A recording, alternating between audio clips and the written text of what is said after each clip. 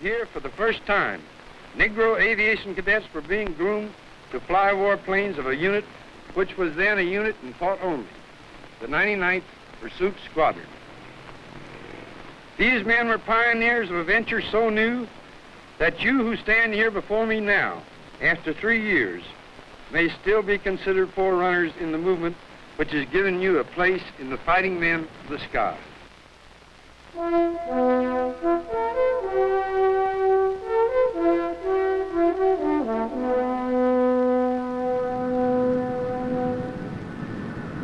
This F-4 is representative of today's modern Air Force. It's an Air Force which has come a long way. Sophisticated weapon systems, sophisticated people. Today, you or me or anybody who's qualified can fly this airplane. But it hasn't always been that way. Some 35 years ago, a group of young men and women came together to help make the Air Force what it is today. You might even say they made a little history in the process. It all began in the skies over Tuskegee, Alabama.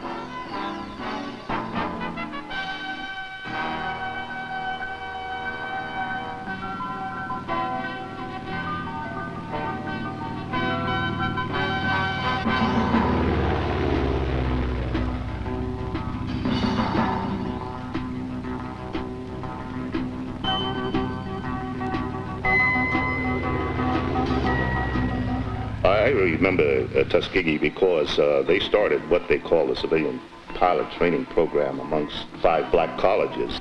They wanted qualified black people to start flying. The only reason I knew something about the program was because my mother was teaching out at Tuskegee, and she had heard about the starting up this black Air Corps. The day after Pearl Harbor, the whole gang went down and applied for admission to the Aviation Cadet Training Program, and it wasn't until a year later, though, that I was admitted. I think Chappie had to wait for about approximately a year or a year and a half before he went into the program. I was the only black in my school that signed up for the Air Force, and they didn't know what to do with me. Our going into combat gave a lot of credibility to our race.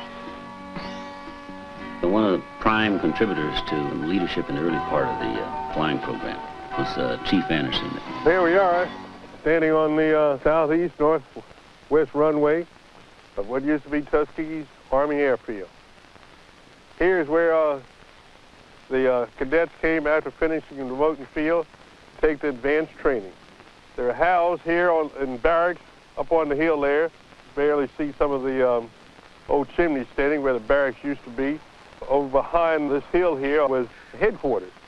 And there's the original building that was built here at the beginning of the Army Air Force training program. Out here further, off to my right, is where the flight line was. And then the planes were lined up all along that ramp up there. There's various types of aircraft up there here at one time. The pilots used to come out and fly and practice out here on this strip. They're all tail draggers, and sometime when I got a chance to come over here and see them take off and land, I really got a big kick out of it.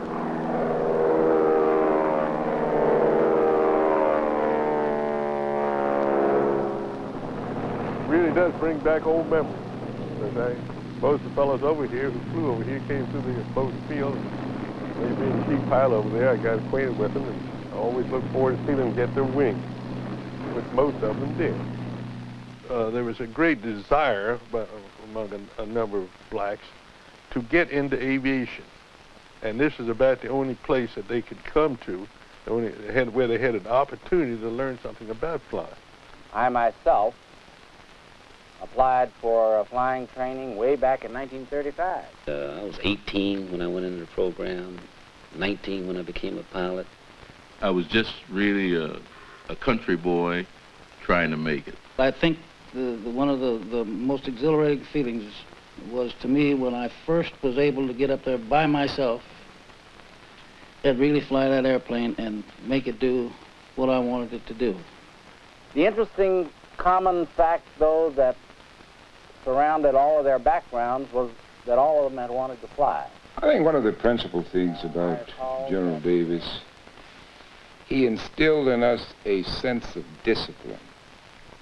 Well, I started out with these young people back in a black Air Force in Europe in World War II. Performance is the absolute key in combat.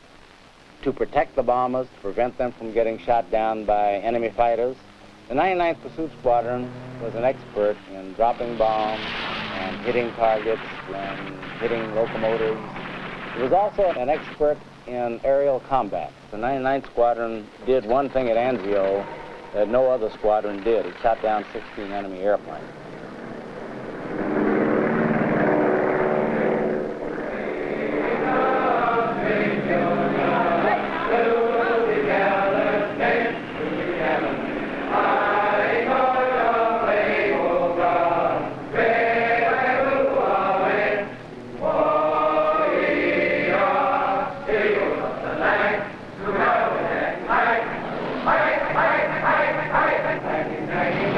We had quite a bit of competition amongst the squadron trying to make ace. And we had a few that came near. When we did get into scraps, we got some real good ones, and we had quite a few decorations. Yesterday, I fulfilled one of my ambitions as a combat pilot. I got one airplane, and the second ship was me, and two Focke-Wulfs came on my right. I turned right and put up a stone wall. The primary mission then was bombing strategic targets like Ploesti, and we flew one mission there that took us all the way up to the Czechoslovakian Polish border. About 1,500 miles. It was the longest mission I ever flew. I think I logged 7 hours and 25 minutes. But I think it's safe to say that the Germans knew about us and respected us. We were the only outfit that didn't lose a bomber. That's a historical The only outfit. 332nd Group. Never lost.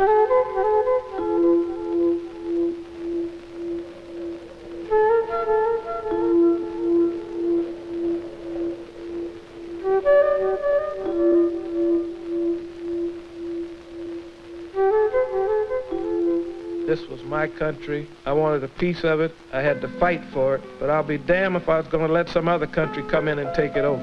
In the heat of that war, the adrenaline started flowing. You wanted to go and see what was going on, and it was an adventure. We know that there's sociological problems out there, but these are the things that we were learning to fight against. And we felt that the country needed us, and so therefore we wanted to do our part. I would have liked a different arena in which to operate, but since it wasn't there, I persisted. I don't think that I could have succeeded as dramatically in another career field during that period of time.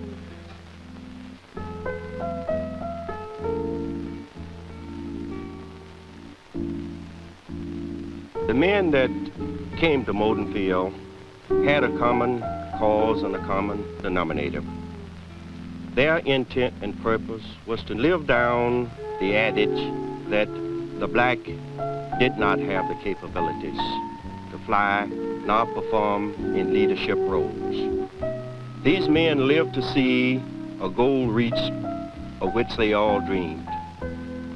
We all remember General Chappie James. Now, it was in 1943 that I completed flight training at Tuskegee Institute, Alabama. We've come a long way since then. In the early days at Tuskegee, in addition to the already difficult job of flying, we trained under the additional pressures of segregation. But we had no time for self-pity or despair. We were too busy preparing ourselves for a career of service to our nation. The state of our fully integrated Air Force today is a pretty good indication that we did a good job. But that doesn't mean that the future will be a rose garden, or that there will not be other obstacles to overcome. Freedom must be repurchased by every new generation. When the Tuskegee flying program was offered to America's black youngsters, we were ready. We had prepared ourselves for this opportunity, and when it presented itself, we grabbed it with both hands. Prepare yourself so that when your Tuskegee appears, you will be ready.